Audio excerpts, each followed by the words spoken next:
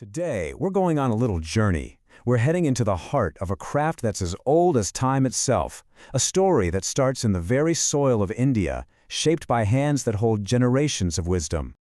Really think about that for a second. What if a simple handful of earth could hold the echoes of ancient kingdoms, the rhythm of sacred rituals, and just the warmth of a family's everyday life? Well, in a place called Bareilly in Uttar Pradesh, India, that lump of clay does exactly that. This is the story of Bareilly Terracotta, a craft that literally turns earth into art. So, before we go any further, what exactly is terracotta? The name itself tells you everything you need to know. It's Italian, and it means, quite simply, baked earth. What a perfect description, right? It's all about two of the most basic elements, the earth under our feet and the fire that completely transforms it. Our story is rooted right here, in this specific place, Bareilly.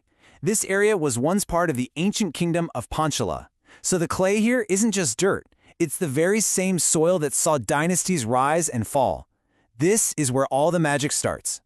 And you have to understand, in this tradition, clay is never just a material. It's seen as something auspicious, a sacred substance that actually represents Mother Earth herself. That core belief just elevates every single object, turning a simple pot or a small figure into something with a real spiritual purpose for the whole community. So the whole process doesn't start with shaping or molding. Nope, it starts with a search. The artisan has to find just the right mitti, which is the local word for clay. And this isn't a science, it's an art that's been passed down for generations. Potters just know, relying on experience to judge the clay by its color and its feel. Okay, once they've found the perfect clay, the real work gets underway. First, it's sifted through a fine screen to get rid of any little roots or pebbles. Then, it's mixed with just the right amount of sand and water. And finally comes the most physical part of it all, guthna, which means kneading the clay with their feet. And this isn't a quick mix. This kneading process can take up to 2 whole hours. It's this deep, rhythmic dance that pushes all the air bubbles out and creates a perfectly smooth, pliable dough. Now, it's ready to be given a soul.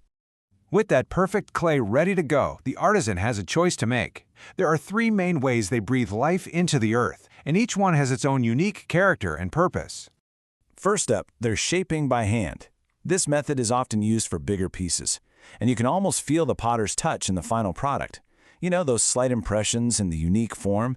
They tell the story of how it was made. Second, there's the mold. This makes total sense when you need to make a lot of identical items, especially for festivals. From the small oil lamps called diyas to really intricate figures, using a mold allows for that consistency. And third, of course, is the iconic potter's wheel. It's like a dance between skill and rhythm. With these incredibly practiced hands, the potter just pulls the clay upwards, creating the beautiful, perfect symmetry of a pot or a vase in just a few minutes. It's amazing to watch. But here's the thing. No matter how it's shaped, the clay is still fragile. It's still just shaped earth. To truly become terracotta, it has to face its final test, a trial by fire, at temperatures that can reach an incredible 900 degrees Celsius. And this is that moment of transformation. You see the soft, grayish objects carefully stacked, and then what comes out is hard, porous, and durable, glowing with that signature reddish-brown color. The fire doesn't destroy it, it gives it strength. It turns fragile clay into resilient terracotta. You know, the firing itself is such a delicate art. Hundreds of pots are arranged in a traditional kiln, or a bati, and they bake for about 4 to 5 hours. But the process isn't over yet. They have to cool down very slowly for a full day, just to make sure they don't crack. Talk about patience. Once it's fired, that's when the final personality of each piece really starts to shine through. The artisans might add little reliefs for a 3D effect or etch intricate designs into the clay while it's still soft. Or they might apply these vibrant paints after firing to bring different scenes and figures to life. And this is why it all matters so much. These objects aren't just sitting on a shelf. They are a deep, integral part of life and faith. During festivals like Diwali, you'll see these handcrafted lamps and idols filling homes with light, connecting the whole community back to their traditions. You see, Bareilly terracotta really lives in 2 worlds at once. On one hand, it's absolutely essential for rituals. You have idols for prayer, special pots for ceremonies, and lamps for festivals. But on the other hand, it's just as essential for everyday life. Large jars for storing grain, porous vessels that naturally keep water cool, and simple vases for flowers. So next time you look at a piece of Bareilly terracotta, you're not just looking at a pot. You're seeing the ancient soil of Panchala. You're seeing the rhythm of the artisan's hands. You're seeing the intense heat of the kiln. You're basically holding a story that has been baked in earth. And that really leaves us with a final thought, doesn't it?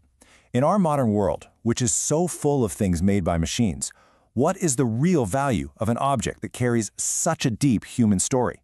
Well, maybe it's a connection to the earth, to a culture, and to the very hands that brought it to life.